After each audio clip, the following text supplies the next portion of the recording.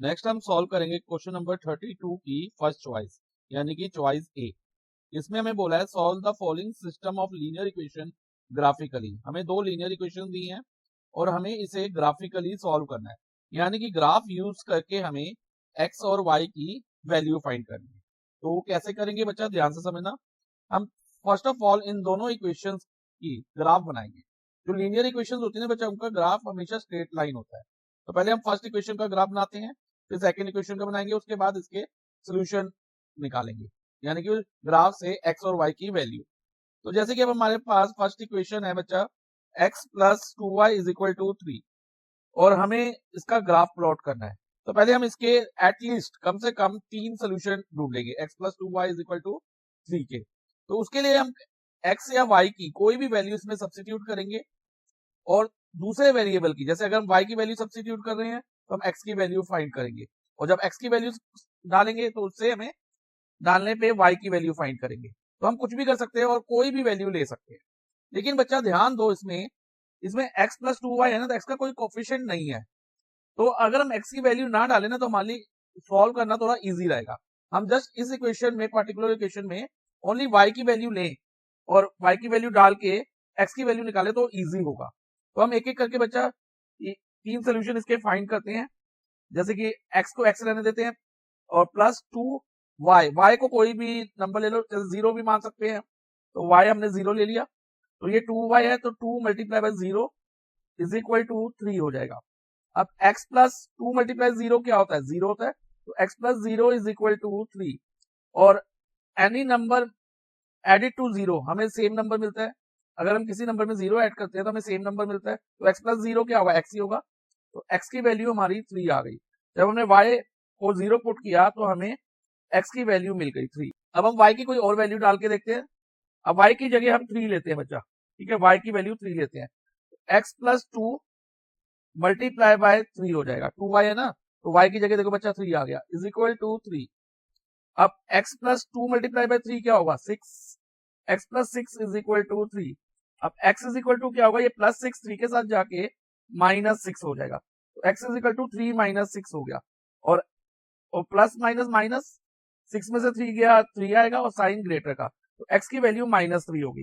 जब हमने y को 3 पुट करा तो x की वैल्यू हमें माइनस 3 मिली है। ओके, अब हम एक वैल्यू और लेंगे, ठीक है। तो अब y की कोई एक वैल्यू और पुट करते हैं और x की वैल्यू निकालते हैं। तो कोई भी ले सकते हैं हम। अब x प्लस 2 इंटू वाई की एक नेगेटिव वैल्यू भी लेके देख लेते हैं कि y नेगेटिव नहीं आया एक बार भी।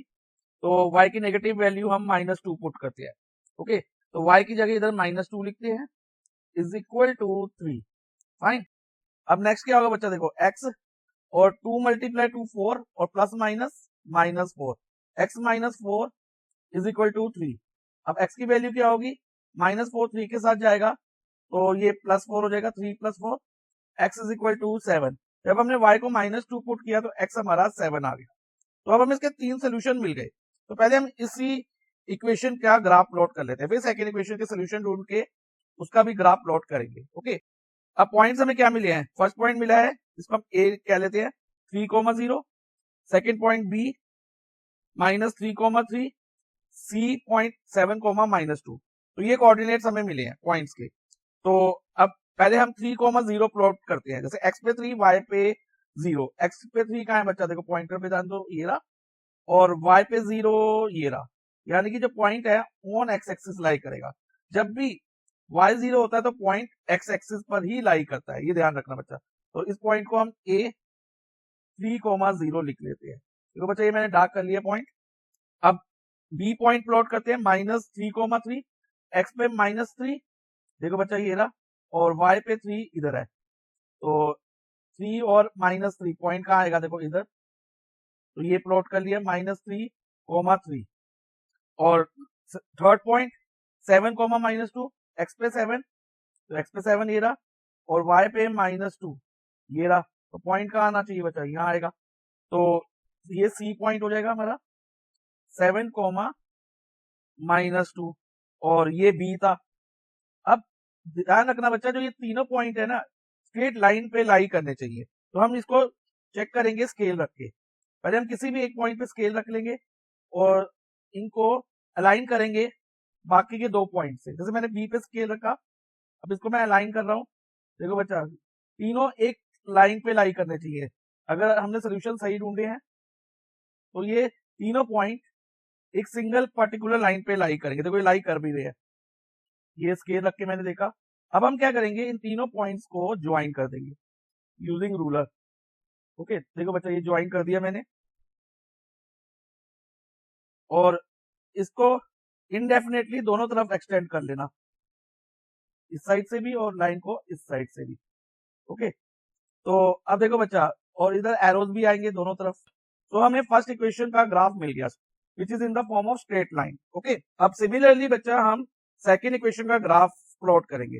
इस सेकेंड इक्वेशन हमें क्या दी है, 2x minus 3y plus 8 is equal to 0, और इसके 3 सोल्यूशन ढूंढेंगे। इसमें तो बच्चा देखो x का भी कोई कोफिशिएंट 2 है, y का कोफिशिएंट -3 है। ओके, तो हम इसमें किसी भी वेरिएबल की वैल्यू डाल लें तो उससे खास फर्क नहीं पड़ने वाला हमारी कैलकुलेशन में। तो हम कैसे करेंगे, पहले हम x को 0 डाल लेते हैं। कुछ भी, किसी कोई भी वैल्यू डाल लो, किसी की भी वैल्यू डालो और दूसरे वेरिएबल की वैल्यू फाइंड कर लो। जैसे अब x को हमने 0 डाला, x को 0 लिया, अब y की वैल्यू हम फाइंड कर रहे हैं। देखो बच्चा, -3y plus 8 is equal to 0। Okay, अब 2 मल्टीप्लाई बाय 0 क्या होगा, 0, -3y plus 8 is equal to 0। अब इस 0 को तो हम हटा देंगे, क्योंकि 0 किसी भी नंबर में ऐड करो तो हमें सेम नंबर मिलता है। तो इधर LHS में हम -3y लिखेंगे, और जो ये प्लस 8 है इसको RHS में जो 0 है उसके साथ शिफ्ट कर देंगे। तो ये हो जाएगा 0 minus 8, -3y is equal to 0 minus 8। अब -3y इज इक्वल टू क्या हो गया, -8 हो गया। अब y की वैल्यू निकालने के लिए बच्चा ध्यान दो, ये जो -3 है y के साथ मल्टीप्लाई में है। जब इसको हम LHS से RHS में ले जाएंगे तो ये डिवाइड में चला जाएगा, यानी कि डिवाइजर में आ जाएगा। तो y is equal to -8 upon -3 हो जाएगा। अब देखो बच्चा, ये माइनस माइनस कट गया, और 8 अपॉन 3 का आंसर जो है ना डेसिमल में आएगा।